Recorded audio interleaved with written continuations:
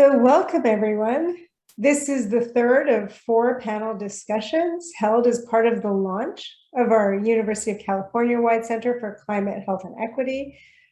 For those of you who are joining for the first time, I'll just briefly mention that the vision of our center is to advance equitable and just climate solutions that promote human health and a healthy planet. And our mission is to harness that expertise and leadership of the healthcare sector to drive ambitious climate action for health and health action for the climate. Please note, we will be sharing recordings of all of our sessions on the website in the coming weeks. And please join us for our final session this afternoon when we're going to hear from leading policymakers in California and nationally. So we have been talking over the past 2 days about how climate change is really a public health emergency and an existential threat to humanity. So it is not surprising that the climate crisis is fueling very significant threats to our mental health, both here and abroad. Unfortunately, though, the mental health effects of climate change have received less attention compared to the physical health effects, even though they are no less important. So, for example, in a recent survey of about 10,000 young people in 10 countries, nearly 60% were extremely or very worried about climate change, and these feelings impacted daily lives for almost half of respondents. So we know that effects on emotional well-being can range very widely, from causing worry and stress to feelings of hopelessness, all the way to disorientation and grief. So how many of us here have laid awake at night thinking about climate change? I know I certainly have. We are now calling eco-grief, what we're now calling eco-grief and eco-anxiety is very real and is likely only the tip of the iceberg in terms of how our minds are grappling with such an unprecedented threat. So beyond eco-anxiety, it's well documented that direct exposures to extreme weather events increase the risk of psychopathology for both adults and children, and this includes things like post-traumatic stress disorder, anxiety, and depression. These climate stressors also make it difficult to manage pre-existing psychiatric conditions, which then leads to worse clinical outcomes and also more acute care use. So for example, we know that some psychiatric medications affect how our bodies regulate temperature, which then worsens both the physical and mental health risks of extreme heat. For elderly individuals experiencing cognitive decline or social isolation, extreme weather events really can deepen their seclusion, and we know that wildfire smoke worsens cognitive impairment. And frontline communities often bear the brunt of mental health impacts given their disproportionate exposure to climate risks and to social inequities, as we've been talking about over the past few days. So in addition to these direct effects, we know that climate change also shapes mental health and well-being indirectly through their effects on food and water insecurity, livelihoods, displacement, and loss of social cohesion, among other things. So Indigenous people around the world are facing ecosystem loss that threatens cultures, economies, and spiritual well-being, and climate fears are leading record numbers of young people to express reluctance about having children. So we're only starting to unravel the acute and long-term effects of this complex picture, and our center has therefore decided to make mental health a priority focus through our Climate Change and Mental Health Council, which you will hear more about today by one of our panelists, Dr. Elissa Epel, who's leading this work. So in this session, we have the honor of hearing from some of the leading voices on mental health impacts of climate change and in the ways that communities and clinicians are responding. So our panelists are going to share strategies for healing and for building resilience to current and future climate stressors.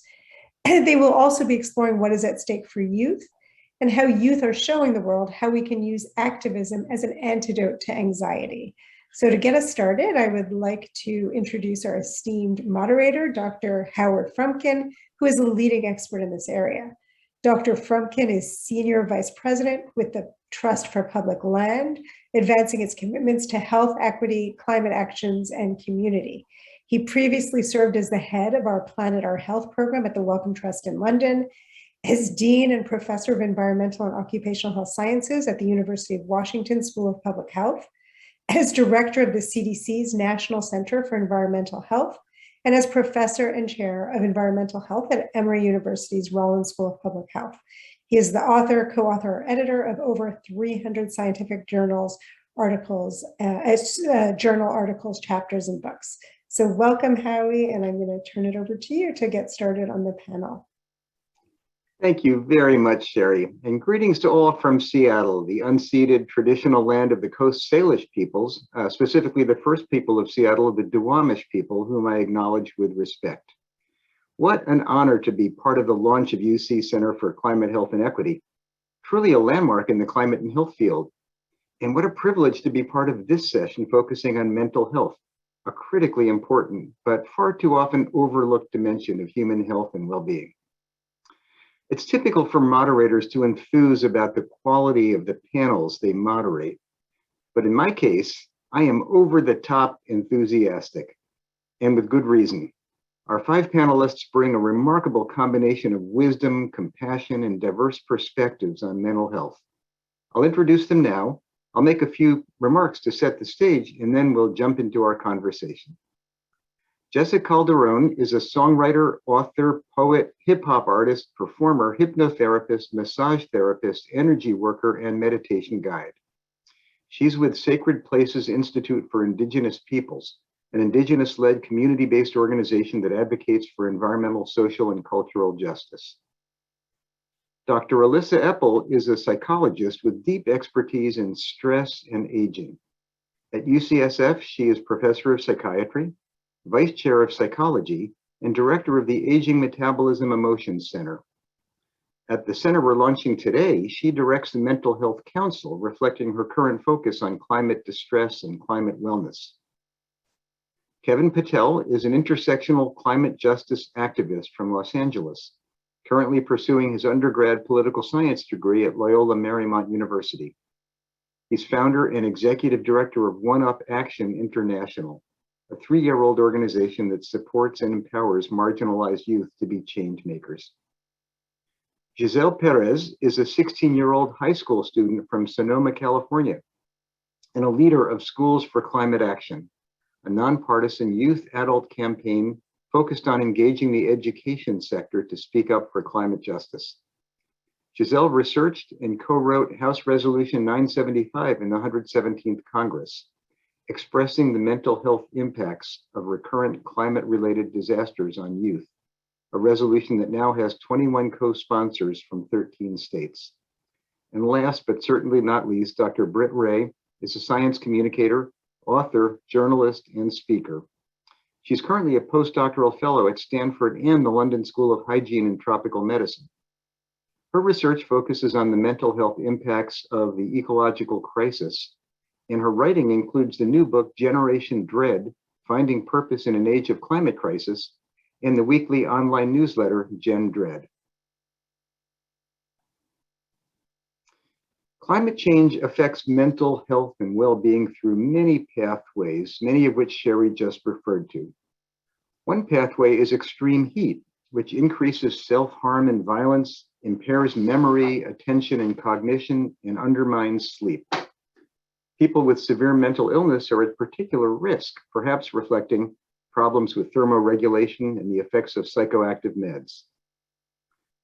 Another set of pathways flows through climate-related trauma and upheaval, such as disasters and forced migration. Mental health problems often represent the largest burden of suffering following such experiences.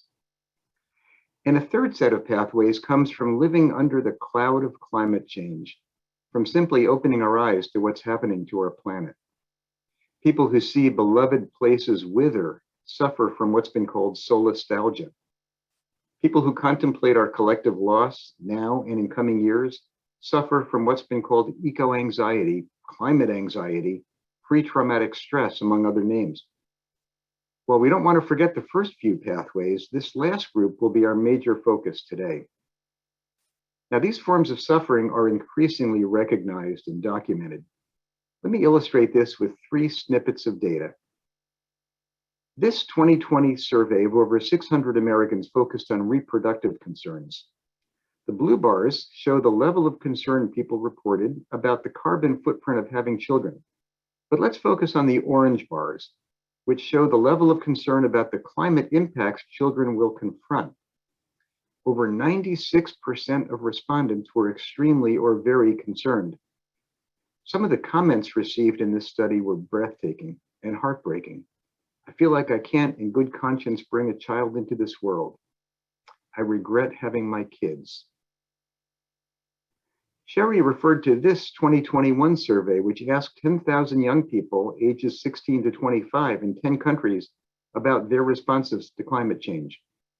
Nearly 60% reported being extremely or very worried, as you can see in the upper bar. And look at the hefty majorities that reported feeling sad, angry, afraid, anxious, and powerless. Finally, this survey of 1,500 US teenagers was released a few weeks ago by 4-H, the nation's largest youth development organization. When asked about their attitudes toward the state of our environment, the worried and anxious teens, represented in the pink bars, substantially outnumbered the hopeful teens, a finding that increased when they were asked about the future. This in the context of gut-wrenching levels of distress among teenagers. 87% reporting feeling worried about their future, 79% sad or down, 79% anxious, 75% worried about the future of our planet. Clearly, the burden of climate-related anxiety, depression, and despair is enormous.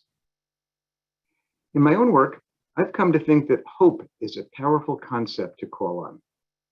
We have plenty of evidence that hope is good for health and that hopelessness is toxic, among other things leading to withdrawal and inaction at a time when we need resoluteness and action.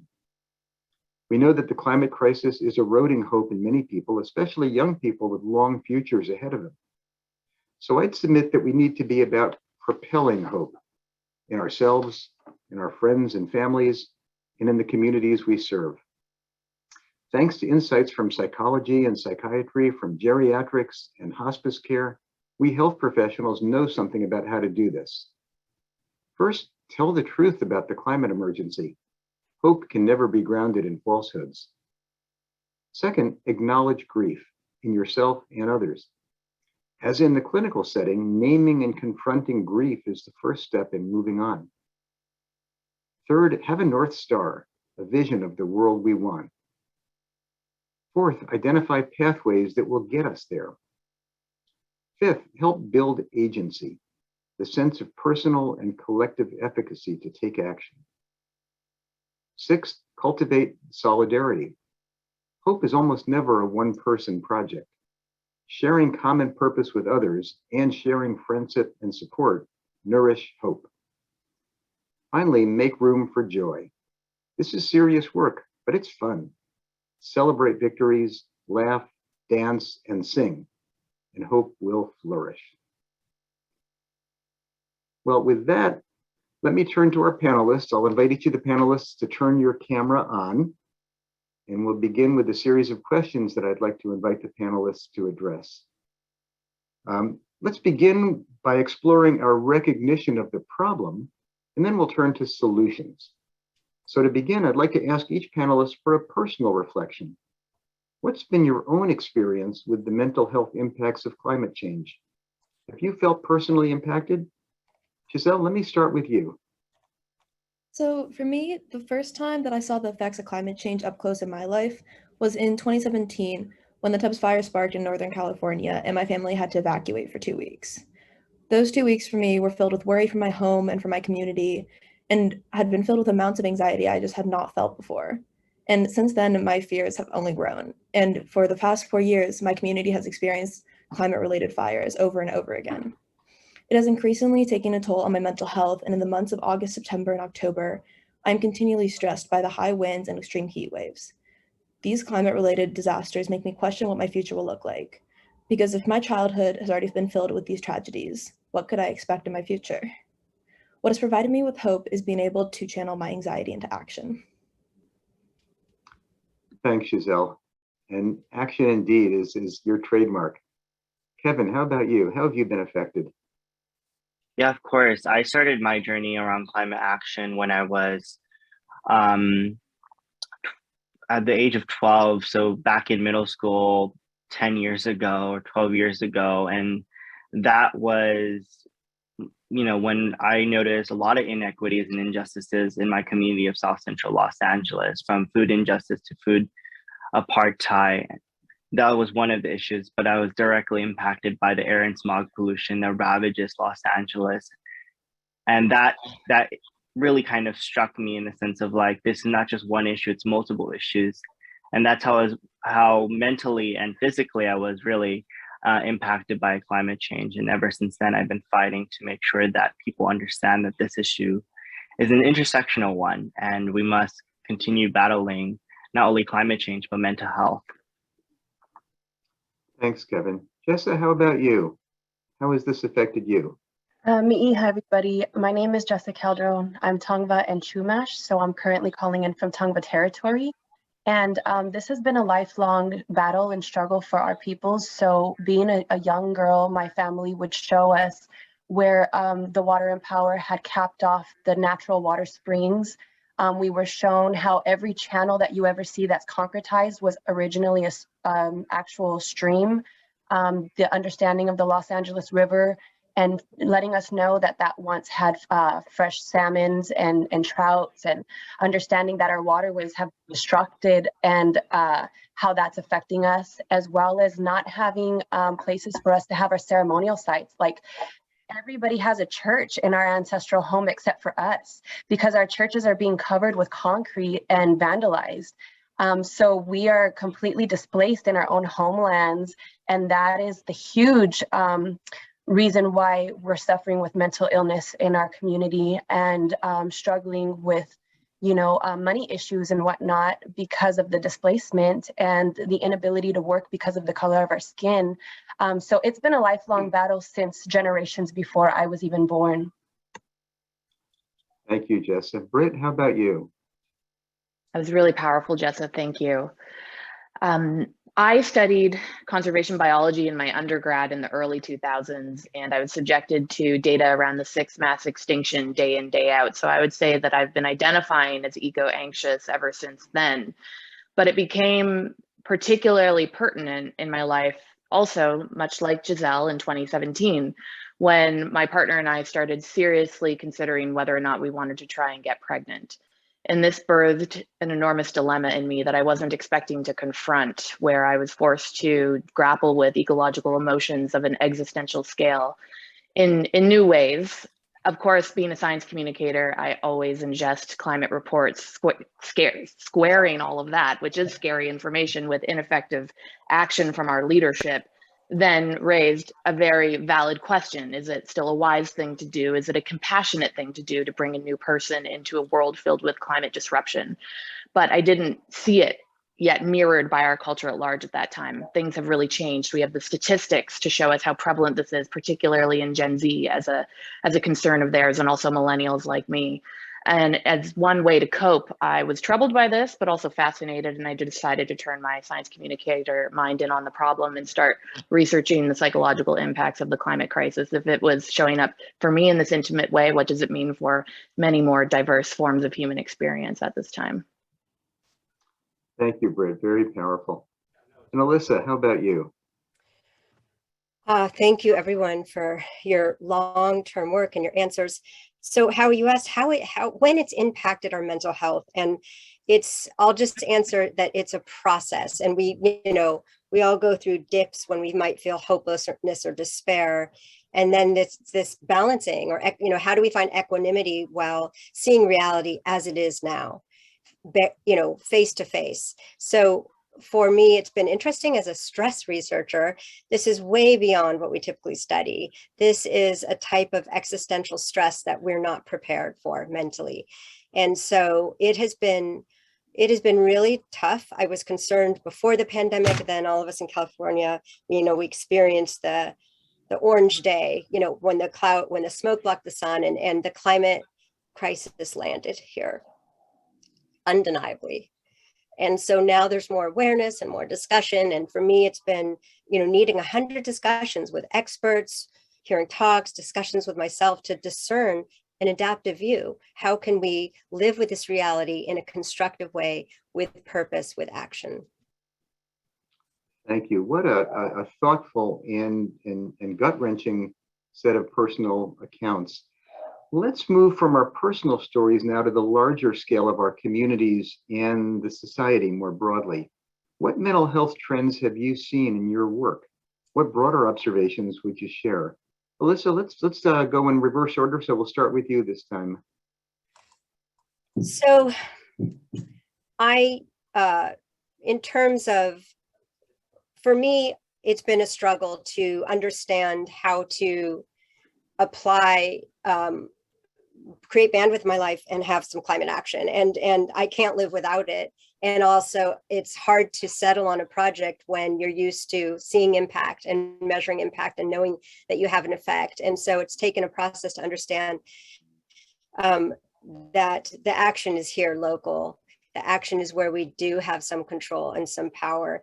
And it's the trust that that will add up and have more of a global impact. So really understanding models of change and having inspirational leaders has been really quite important for me to develop plans of what will I use for my own expertise as a mental health and stress researcher. Our team has been studying the pandemic, and we have decided to early on, it was quite obvious that if we're going to study stress, pandemic stress, what's facing us here in California, of course, we're on the direct exposure to the smoke and fires. And so we've measured climate distress, and we've tracked it over the year. And clearly it has gone up after the fire seasons, but not in everyone. So we've been looking at resilience to maladaptive climate distress, the type that makes you avoid and turn away. Thanks. Britt, what trends have you seen in the society at large reflecting mental health burdens? Well, first, speaking as a science communicator, because I have this newsletter about quote unquote staying sane in the climate crisis, many of my readers identify deeply with these feelings, and sometimes my inbox gets filled with their nightmares, with their discussions and confessions of how they're relating to these big existential feelings. I've been noticing a very distressing uptick in young people writing me who are suicidal because of their climate anxiety, looking for help in acute moments of distress. And as a researcher, I was a co-author of the study that you mentioned of 10,000 16 to 25-year-olds in 10 countries around the world. And one thing that we noticed, although yes, 45% of the global respondents say that their climate feelings are impairing their daily functioning, this was more highly pronounced in countries like India, Nigeria, the Philippines, those who are experiencing more exposure to climate hazards already, and in low and middle income settings as compared with some of the higher income setting countries that we looked at, like Finland and France and the UK and the US, which brings out the equity impact of what it means to live well with climate distress in the first place, and how we can identify vulnerabilities and forms of bridge building to support those who are dealing with.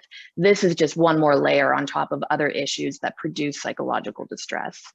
So although anyone and everyone is, potentially susceptible to the overwhelming feelings of climate and eco-anxiety and grief, that can also be revitalizing and very constructive and adaptive if they recognize how their health is tied up with the health of their environment. We do see that this is not just an issue for the worried well, so to speak, and there has been kind of a knee-jerk response to say, hey, this is just a white phenomenon, and it's understandable as to why there could be some of those ideas. We can maybe get into that later, but the data shows that no, this is actually another issue of increasing injustice. Thank you. That was a rich set of comments. Jessa, what have you seen in your work in terms of broader social scale mental health problems? Yeah, well, first of all, thank you, Britt. I definitely agree with a lot of what you said.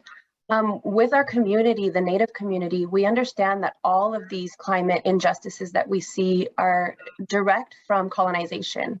And so in the work that I do as a hypnotherapist, a massage therapist, and a therapist, I've come to learn that the majority of us, if not all, are basically living on a fight or flight system. So I'm understanding that we're being impacted in our nervous system. And I see this coming out in all of us in different ways. Some of us with anxiety, high levels of stress, anger, and ultimately PTSD. So I understand as an energy worker that what's happening is we're creating blockages with our worries and our stresses and our overthinking And so we're misaligned energetically. So what I've been doing with a lot of my clients and relatives, loved ones, and Native relations is helping us to realign ourselves energetically, to ground ourselves and get balanced, and just remind ourselves, ultimately, we're not in this body forever. We can do and we need to do what we need to do for the next 7 generations to come, but ultimately, we can't allow ourselves to become sick like some of our previous relatives over the fact that nobody has been listening to us over these multiple generations, because we had the opportunity to fix this generations ago, but nobody has listened to us up to date. It's barely starting. We know that the mass amounts of fires that we've been seeing that people are petrified from could have been prevented had we never been taken away from our cultural practices, such as removing the disease from the land around us, like with our cultural burns, the mountains and all of our natural areas. It's not what it used to be because we're not allowed to practice our burns to maintain the health of the environment around us. And that's one of the many issues that we're dealing with right now. Thank you, Jessa. Very powerful. Kevin, your observations, not on the personal scale, but on the broad scale, what trends have you seen? Yeah, of course. I think on a personal scale and a broad scale with young people specifically, a lot of my work revolves around helping young people take climate action, and as well as on an international level, being in conferences with many of the young people. I think there's always a distinction made between eco-anxiety and mental health, but also burnout. And they're always separated, but I think connecting the two is really very much needed in this space, in the sense of like how our leaders, our young leaders who are activists, who are actively taking action around this crisis, are being burnt out because of the ever-evolving, news of wildfires, hurricanes, natural disasters, and just the IPCC report, which is the Intergovernmental Panel on Climate Change reports that are coming out, talking about, how we are at a tipping point. All this news and the events that are occurring really do cause a lot of our young people, as well as just people in general, to kind of go into that route of not only eco-anxiety, but also be burnt out of taking action or wanting to have that hope or optimism to take action. So I think we really have to make that connection. And that's something that I've been seeing in the work that I've been doing. So that role of burnout, really important to recognize. Thank you. Giselle, let's finish with you. What are your observations broadly about the scale of this problem?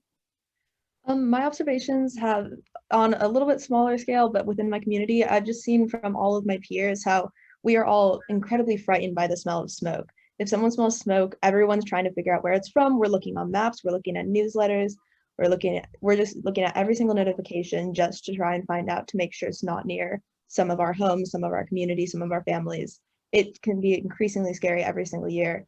And other than that, it's just that there's so much anxiety that's palpable in our fire seasons because of the stress. And it takes away from the daily lives of students, because all we're doing is stressing about whether, is the wind going to pick up tonight? Is there going to be a fire spark tomorrow?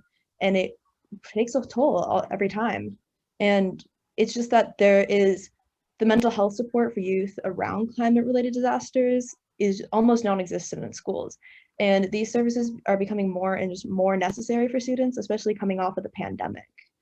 It's also that these fires bring an increase in homelessness, and there are more jobs lost every single fire season, and more kids are displaced, and there are no affordable rentals here.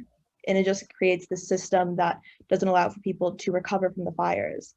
And by failing to act on climate, we are just endangering the lives of people, endangering our futures. And it is increasingly scary because it feels like nothing's happening. Thank you, Giselle. What a broad and deep conversation about the contributors to the mental health burdens, from deep cultural and historical roots, as Jessa pointed out, to immediate daily triggers like smoke, as Giselle pointed out, compounded by burning out from trying to do something about all this, as Kevin pointed out. Let's turn from the problem to the solution. And we've heard some initial solutions, resilience building strategies, and so on already in some of the comments. How have you handled distress about climate change in your own life? I'll ask you about you personally, and then we'll switch to broader social strategies for building resilience. But in your own life, how do you keep on going? Jessa, can we start with you? Yes, absolutely. Every morning, I start my routine in a prayerful way to who I pray to is my creator. And I ask to keep me safe, keep me protected on this journey. And every night when I go to bed, I finish my day with guided meditations or hypnotherapy. I prefer hypnotherapy because it helps me. The two that I do is from the trauma that I've received in life around all of this and more, and also to start to guide the nervous system. So that's part of my daily routine that I cannot do. I can't have a day without one or the other. And then, of course, working with Sacred Places Institute, I'm doing what I can for all of our community members for us to better live our lives in this environment. So Sacred Places Institute for Indigenous Peoples is an environmental justice organization, and we are trying to do the best work that we can do with what little we have. Thank you. Kevin, how about you? How do you keep on keeping on? Yeah, I've been doing this work for almost a decade. I started at the age of 12, actually much younger than that, but I think now being 21, I think I find myself being in the position to really realize this last year, and with all the conferences and all the travel that I've been doing, that rest is resistance. We need to be implementing rest. And I got that from the NAP ministries and a lot of my closer friends who are in this space. So I think implementing rest while also implementing joy, which was one of the points in the earlier introductions of this panel, of making sure that we have joy in the work that we're doing, you know, dancing, doing stuff that just normal people do, to really kind of making sure that we don't feel burnt out and we don't feel the eco-anxiety on our shoulders. So I think that's two things that I kind of remember in the work that I'm doing and continue doing. So rest and joy, and bringing those two factors into my life. Rest and joy. Great prescription for all of us. Britt, how about you? Well, like everyone on this call, a big part of my work involves feeling constantly like you have the weight of the world on your shoulders. And so for me, something really important has been able to foster deeper connections with my colleagues who also do this work than what is normally professionally, proposed in terms of how you relate to colleagues. We get together, we have circles, we unload, we share in an open-hearted way about the depths of where we might be at any particular time, to keep on moving and not get stuck in any one dire place, and remind ourselves of how even in tough times, humans come together and help each other. And other circles have helped me, like doing the Good Grief Network, who have a 10-step program based on Alcoholics Anonymous to move people through eco-anxiety and grief to meaningful actions.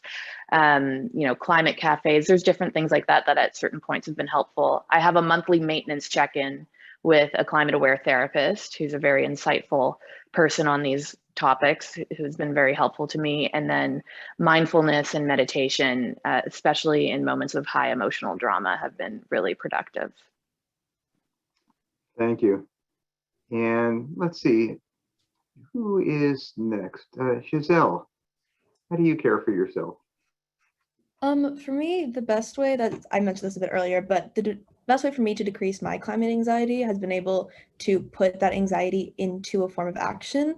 And I've been able to do that by joining Schools for Climate Action, which has provided me with a space where I've been able to work with other students and my peers who are taking action on this issue as well. Being surrounded by kids my age who are doing the work has very much decreased my stress, because it shows me that there are more people who care than just me going through these emotions of feeling hopeless. And just before I joined Schools for Climate Action, I had really only been taught that the way to take action was to minimize my own individual carbon footprint. And while those actions are extremely important, and it's so much, and we want to keep doing those as much as possible, such as reducing water use and turning off lights, this way of learning about climate change does not teach us how much of a systemic issue it is. And before I learned this, I continually felt guilty, especially in elementary and middle school, for using plastic bottles or taking long showers, because I'd only been taught that the way to solve climate change was to lessen my personal carbon footprint. Learning about climate change as a systemic issue, show me ways that I can create a greater change. And by doing that, I was able to learn that I could actually write a piece of legislation. And through that, I came together with those other students and almost 2 years ago, and we began researching what is now HRES 975, which is expressing the mental health impacts of reoccurring climate-related disasters on youth, and was introduced earlier this year in March, which was incredible. And just doing this whole process has really allowed myself to feel a little bit more free from the burden of I'm not doing enough. And it also, as Kevin mentioned earlier, it's really important to remind myself that it's okay to take a break. It's okay to take this week off. Like, oh, I have like 5 tests this week. I need one day to just take a break, let myself rest, and then I can continue the work the next week. So shifting attention from personal self-blaming to system change, taking action, and as Kevin recommended, resting when you need to rest. Elissa, let's go to you last. What do you do to care for yourself and keep your spirits going? Yeah, Howie, thanks for putting me last, because I'm just going to build on what my wise colleagues have said. We are all in a spiritual crisis, and it forces us to ask, what is the purpose of our short life here on Earth? And really the shift to realizing that being alive right now, when our actions matter so much for the future, is, we've hit the jackpot in terms of like having purpose in life. So living with deeper purpose. I agree with Kevin, joy and rest are forms of resistance, and they are the regenerative fuel. It is part of our essential more now than ever, daily coping with existential stress, to be both bonding together and to be experiencing, celebrating the moments of joy that we do have, and celebrating nature. So I view this as sacred work. And I also agree, like with what Britt said, all of a sudden our relationships in this, doing this work are the boundaries are gone. We are doing the deepest work possible. So for example, I'm in a special interest group for some professional society in climate. And we don't just talk about what we're planning. We actually are a resilience group or support group, and we need each other. And so it's a beautiful, I think small groups where you can talk freely are just so important. In our department of psychiatry and behavioral sciences, our mission is to reduce suffering. We have turned toward this fully and cannot ignore it. It shows up in every way in patients suffering from depression. It's just woven into the depression now with a negative view of the world, or it is the main driver of depression, but either way it's there. So we did develop the first task force from a psychiatry department. We're merging that into this mental health council so that we're part of this UC-wide movement. And I just bow to Sherry and Ariana and Naomi, who have somehow turned their hearts and time and careers toward building the structures that we can all work together, because we know that we can't do this work alone. Thank you, Elissa. And that's a perfect transition from the personal level to the institutional and social scale. So let's scale up again, as we did when talking about the problem, to talking about resilience building, our appropriate responses, if not solutions, addressing the mental health challenges. What responses to the mental health challenges of climate change, ranging from arts and cultural practices to clinical work to activism, would you highlight as most effective and promising on a large scale? Britt, let's start with you. Sure, I'll mention 2. There are many. I'm sure others will fill in tons of tactics. When it comes to what protects communities going through disaster and hardship that we understand very clearly from the psychiatric epidemiology research, social connectedness, social trust, social capital, so the ability of people in a community to come together and achieve shared goals, is hugely protective against psychopathology in disaster. So Helen Berry, a formidable climate mental health researcher, talks about the pearl in the oyster for good mental health at this time, given climate, is to be able to bring communities together, support them with the skills so they can follow and lead each other, and let's say decide that they want to figure out how to deal with the toxic waste problem, or get a notification system for vulnerable community members for the next heat wave, or whatever it is that is directly affecting their environmental health in an environmental degradation format, then you never have to use the words mental health. Unfortunately, there's still a stigma, and this can be very helpful for many communities, but you increase the social trust and connectedness such that, for example, Some studies would show that after a cyclone comes through, children experience the roof of their house come off, people and property getting damaged. The top 10% of kids in that community, ones with the most people to touch, rely on, talk to, be with, have far lower PTSD scores than those who are the most socially isolated and loneliest kids, for example. And these are the kinds of lessons we need to bring into our communities, no matter where we live, about how we can ride out difficulty together and rebuild faster. And importantly also, while climate aware therapy is a very interesting new burgeoning field, and it's so needed and great, there aren't enough therapists to be able to accessibly get care to everyone who needs this climate aware form of mental health support. And so we can learn from the field of global mental health, which is focused on how you get resources of support into low resource settings. You can actually train peer workers, peer counselors to uptake the interventions to help with something like anxiety and depression. And then they can, through casual conversations with people in their community who they're familiar to and trusted with, scale the support much faster to bigger groups of people without it being at high cost. And so if we look at that, what we've learned from global mental health in low resource settings and apply it anywhere, this could really allow us to get climate aware mental health support into many people's communities in ways that are fast to flourish. So task shifting would be one thing I'd want to earmark here. Thank you, Britt. Kevin and Giselle, I'm pretty sure one or both of you will be governor of California one day. So when you have that forum and you can make change on a big scale, what will you do to help address the mental health burden of climate change? Kevin, go ahead. Yeah, I guess I take this personally in the sense of more individual actions, because of, how I've been working so closely with young people, not just here in Los Angeles, but internationally. And with the international youth climate movement, I tend to see that there is a, stigma between mental health and climate change. And one of the ways that we've been able to really kind of solve it is making sure that we're all able to come together in the collective actions that we're, trying to achieve the goals that we're trying to achieve. So, I always find myself wanting to implement meditation in the practices. And so I think broad scale, what it would look like to have, classes of meditation or a sense of a break for young people within the classroom, right? What does that look like? I think that's where I'm leading with this, because I've really seen a difference with all the youth that I've been working with implementing meditation. And just other factors of joy of taking the break and passing the mantle to the next leader and whatnot. It's not more in the sense of the broad scale, it's more individual in the sense of like, what are the actual actions like meditation and a break or whatnot. But I would love to hear from Giselle. I think that you might be able to come up with something more broad scale. Go ahead, Giselle. Thank you. And this is kind of, a lot of people have touched on this, but like how much mental health connected to climate change is a stigma. My resolution was the first piece of legislation to link the two, which is kind of incredulous because this is such a problem that's been around for so long, it feels like, at least in my lifetime, which hasn't been that long, granted. But on a larger scale, I believe that what the most important step would be to implement climate education into schools, because we can't hope for a better future when future citizens aren't educated on the topic.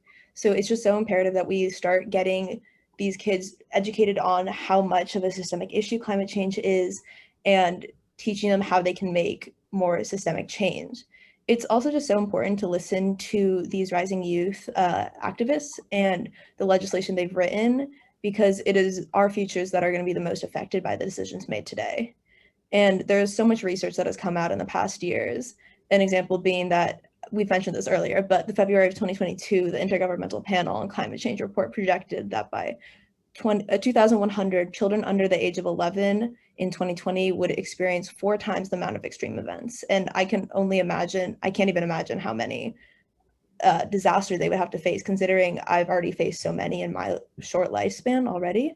And it's it's so important that we start acknowledging that and finding solutions. And some of the solutions that my resolution has provided has been incorporating mental health into existing disaster preparation efforts, reducing costs and increasing access for treatment through federally qualified health centers, expanding local place-based mutual aid networks that supply mental health support during and post climate-related disaster events, as well as focusing on the most vulnerable communities and provide direct funding to school districts after a climate-related disaster.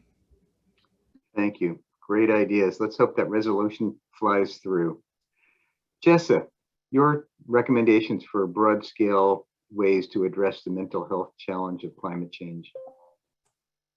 Well, always, first and foremost, it does have to start with accountability. Corporate America has been gaslighting us from the beginning. Oil drills and spills, mining, poisoning our waters, the chemicals that have been created. It shouldn't be on us little people who are not corporate. The plastic packaging, that type of stuff. It's not just about one single straw that I shouldn't use. It's about straws shouldn't be created, period. Right? So it's about holding those people accountable to stop creating the damage that they're creating.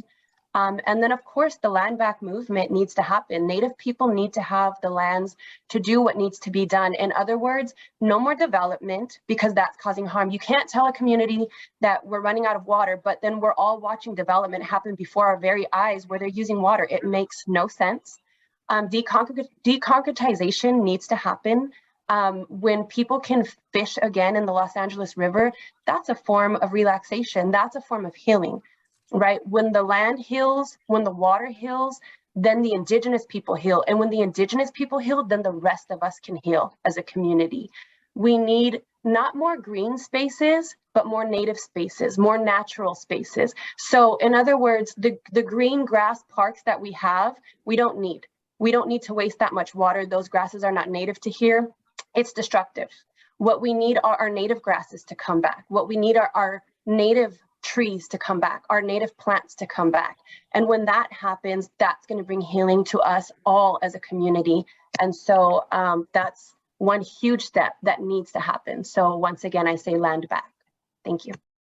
Thank you, Jessa. Elissa, let's finish this round of questions with you. Social scale, institutional scale, large scale ways to address the mental health crisis.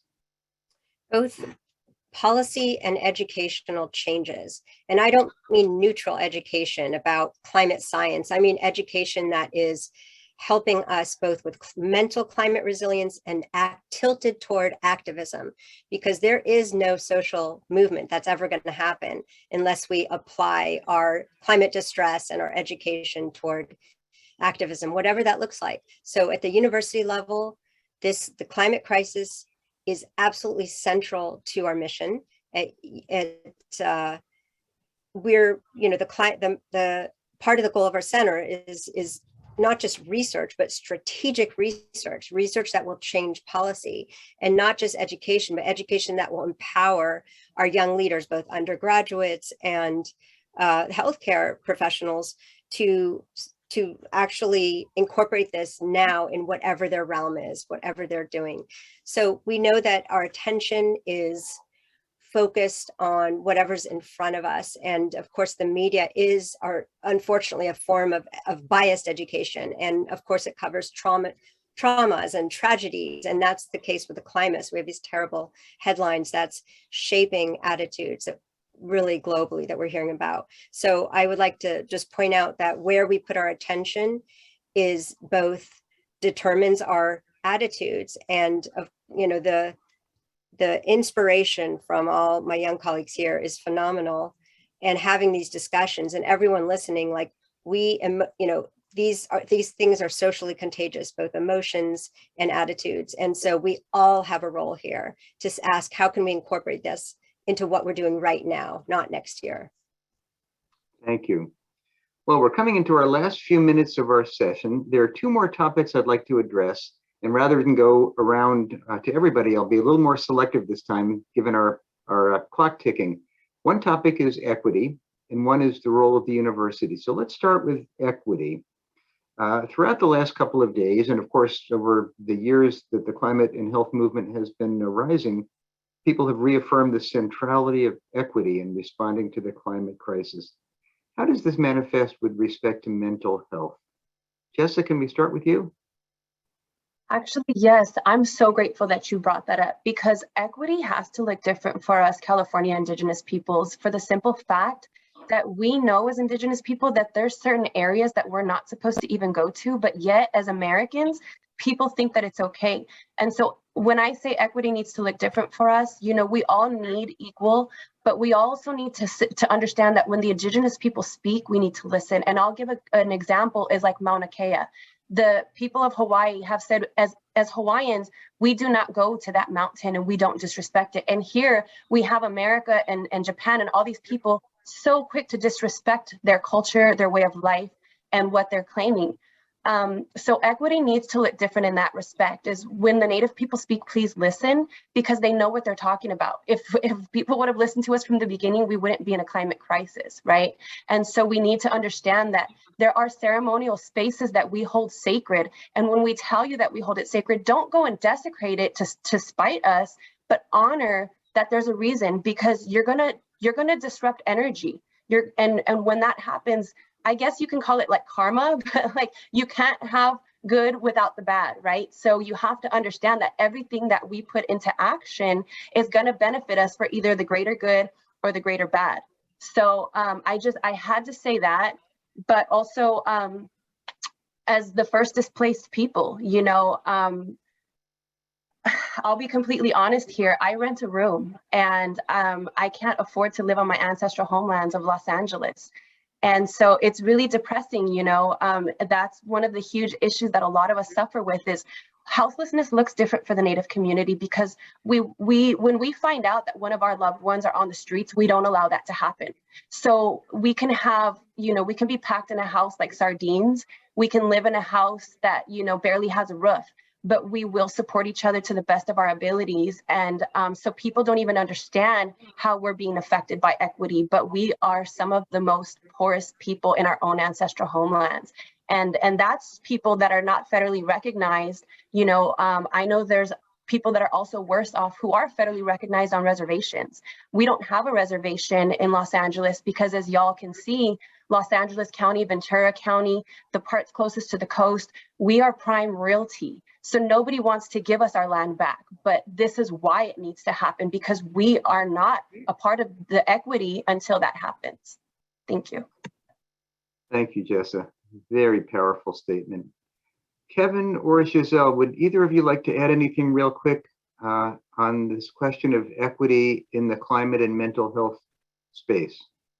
Yeah, of course. I love to get started. I think Jess is completely right. I think we will never get equity if Indigenous peoples never get their land back. I will also add that we will never get climate justice if our solutions aren't intersectional.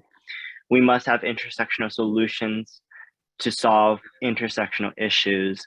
And that's something I say always. And I think Giselle, mentioned climate education being one of the key factors to implement. I also think that we all on this panel, I think young people who are listening in have the voice, and that's our superpower, using our voices, our collective voices to make a difference and really standing up against these injustices that are happening to such communities, Black and brown communities, Asian communities, Black communities, Indigenous communities, so many BIPOC communities, just overall.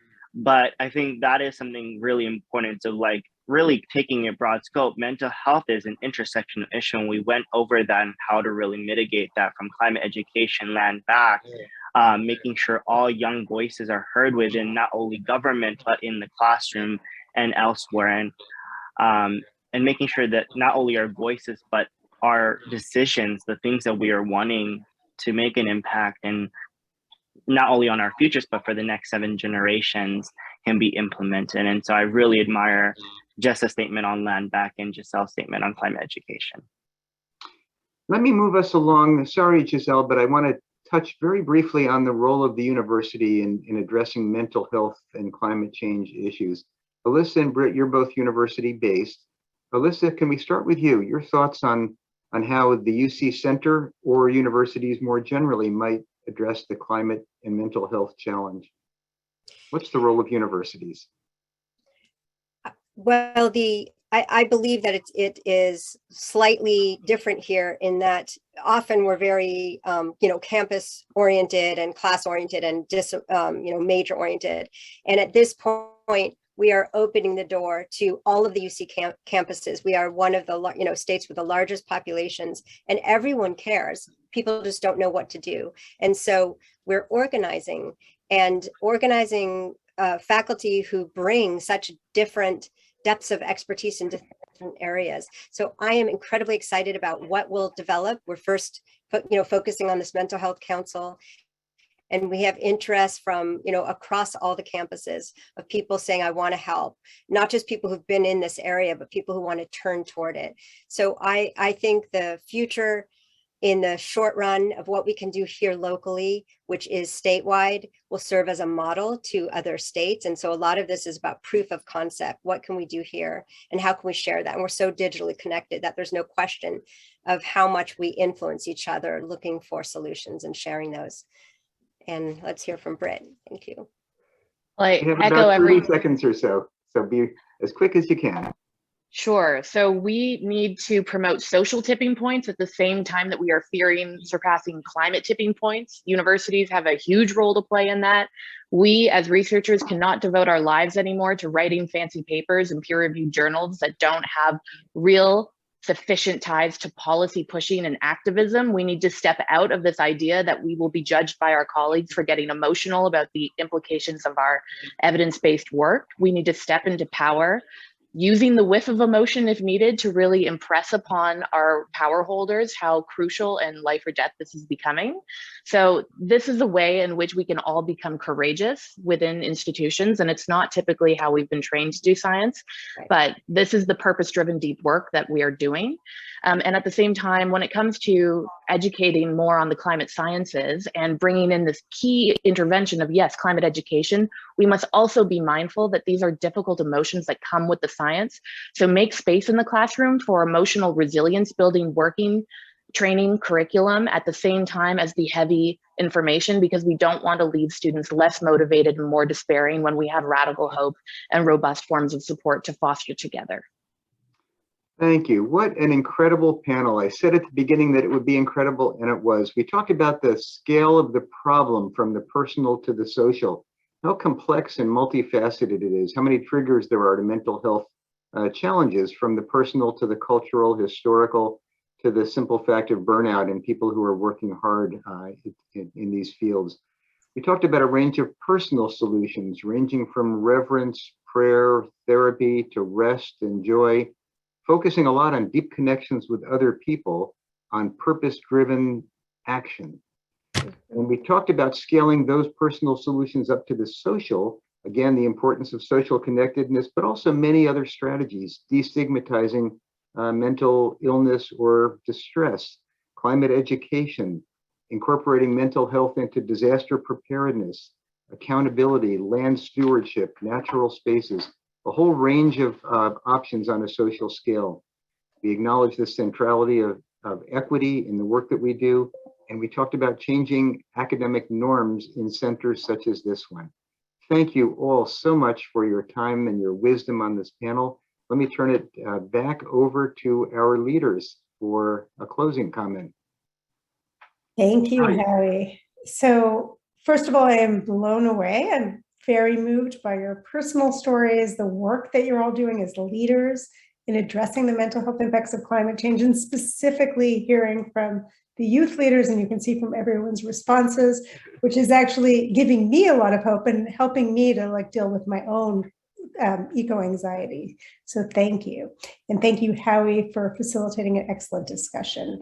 We also appreciate and really hope to collaborate with you and bring your wisdom to the table as we think about solutions in our center that will, center the voice of youth and communities. So I just wanted to remind viewers to join our final session of our launch, which is coming up shortly at 2 p.m. Pacific. The session, California's Climate Leadership, Bringing Health and Equity into Climate Policy, will feature remarks from California Assemblywoman Luz Rivas, among other national, state, and local policymakers and leaders, It's not too late to join. Registration information is in the chat. So on behalf of the UC Center for Climate Health and Equity, thank you again to our speakers and viewers. Please do stay in touch by visiting our website and signing up for our newsletter and following us on social media. Thank you.